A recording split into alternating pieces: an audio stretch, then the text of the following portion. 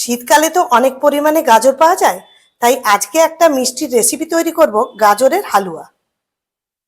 নমস্কার বন্ধুরা, আমি মৌসুমি উইথ মৌসুমি চ্যানেলে সবাইকে স্বাগত। এখানে আমি 500 গ্রাম মতো গাজর নিয়েছি। এগুলোকে ভালো করে ধুয়ে শুকিয়ে রেখেছি।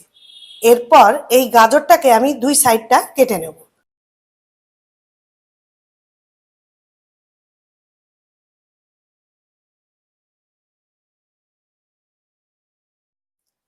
সমস্ত গাজরগুলো আমার কাটা হয়ে গেছে। এরপর এগুলোকে আমি ছুলে নেব।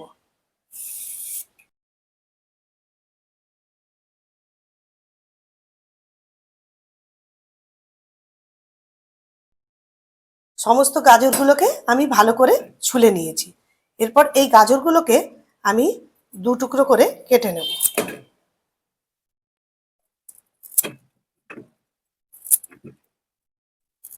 এই দু টুকরো করে কেটে নিলাম। এটা আমি গ্রেটার দিয়ে গ্রেট করতে আমার সুবিধা হবে, তাই আমি এটা দু টুকরো করে কেটে নিয়েছি। আমি এই গ্রেটার দিয়ে এই গাজরটাকে গ্রেট করে নিচ্ছি। আমি খুব মিহি করে গ্রেট করব না, একটু মোটা থাকবে।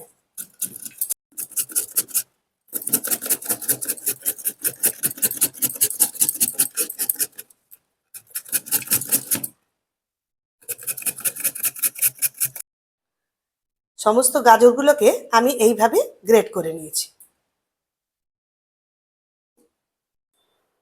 এদিকে আমি একটা কড়াই বসিয়েছি। কড়াই গরম হয়ে গেছে। এতে আমি 2 চামচ মতো দেশি ঘি দেব।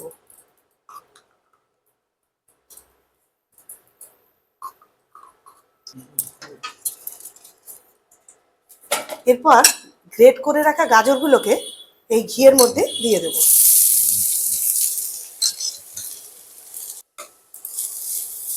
গাজরগুলোকে এরপর একটু নাড়াচাড়া করে নেব। ঘিয়ের মধ্যে আমি 2 মিনিট ধরে ভেজে নিয়েছি। এরপর এই ভাজা গাজরগুলোকে আমি প্রেসার কুকারের মধ্যে সেদ্ধ করে নেব। এই গাজরগুলোকে এবার প্রেসার কুকারের মধ্যে ঢেলে নিচ্ছি।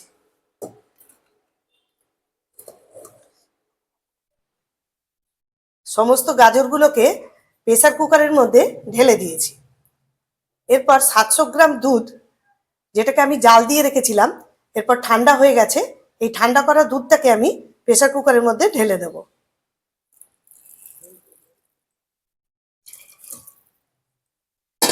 এরপর এটাতে আমি 2টো সিটি দিয়ে দেব।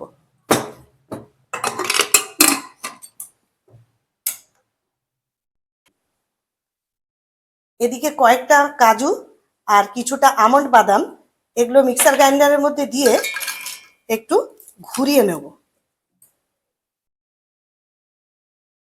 মিক্সার গ্রাইন্ডারে যেগুলো ভেঙে নিয়েছি, আমি একবার ঘুরিয়ে নিয়েছি, এগুলো সব ভেঙে গেছে।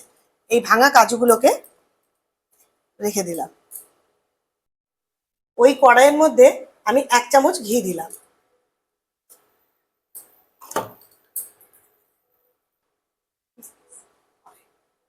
ওই ঘিয়ের মধ্যেই আমি এই টুকরো করে ভেঙে রাখা কাজু আর আমন্ড বাদাম সেগুলোকে দিয়ে দিলাম।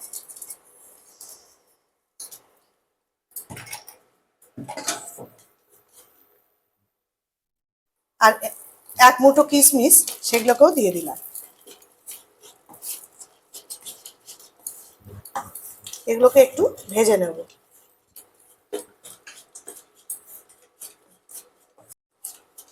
এরপর এগুলোকে আমি তুলে নেব। আমি ওই কড়াইয়ের মধ্যে 1 বাটি দুধ দিয়ে দিলাম। এই দুধটাও আমার জাল দেওয়াই ছিল। সেই দুধটা ঠান্ডা হয়ে গেছে, আবার একটুখানি আমি এটাকে নাড়িয়ে নিচ্ছি। আমি এই দুধের মধ্যে 2 প্যাকেট গুঁড়ো আমুল দুধ দিয়ে দিলাম।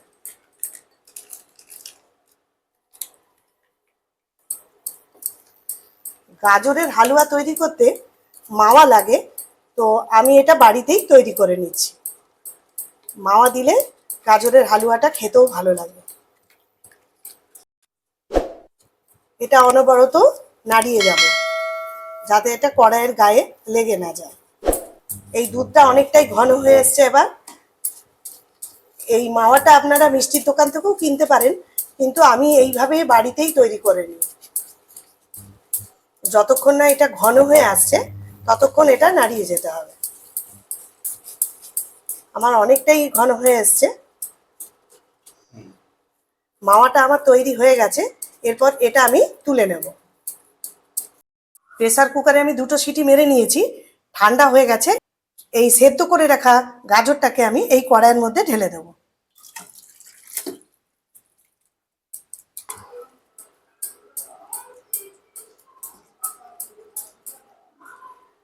প্রেসার কুকারে দিয়েছিলাম যে এখন তো এটার মধ্যে একটু দুধ আছে, এটা যতক্ষণ না ঘন হয়ে আসছে একটুখানি এটাকে শুকিয়ে নেব। তাই এটাকে আমি একটু নাড়াচাড়া করে নিচ্ছি। আর এতে আমি 8 চামচ মতো চিনি দিয়ে দিলাম।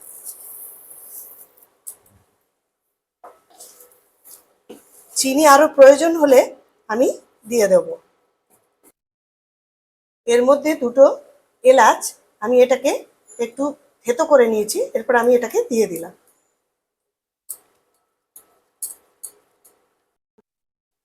এটা আমি ঢাকা দিইনি, এটা 10 মিনিট ধরে আমি নাড়াচাড়া করে নিয়েছি। অনেকটাই দুধ শুকিয়ে গেছে।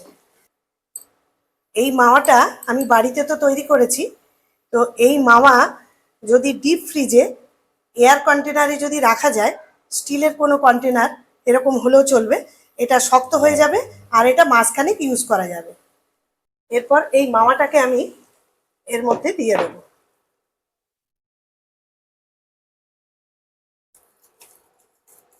আবার একটু নাড়াচাড়া করে নেব।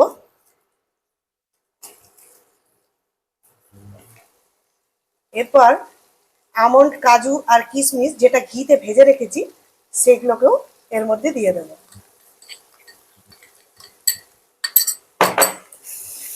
এবার সব ভালো করে মিশিয়ে নেব। গাজরের হালুয়া সম্পূর্ণভাবে তৈরি হয়ে গেছে।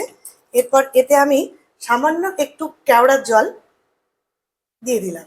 এটা অপশনাল, আপনারা ইচ্ছা হলে দিতেও পারেন, নাও দিতে পারেন। এরপর এটা আমি অন্য পাত্রে নামিয়ে রাখবো। সম্পূর্ণভাবে তৈরি হয়ে গেল আমার গাজরের হালুয়া। এইভাবে আপনারা বানাবেন ও প্রিয়জনদের খাওয়াবেন। যদি এই গাজরের হালুয়া রেসিপিটি আপনাদের ভালো লেগে থাকে, লাইক ও শেয়ার করবেন। নতুন বন্ধুদের কাছে অনুরোধ রইল চ্যানেলটাকে সাবস্ক্রাইব করে নিতে। ভালো থাকবেন, সুস্থ থাকবেন। ধন্যবাদ।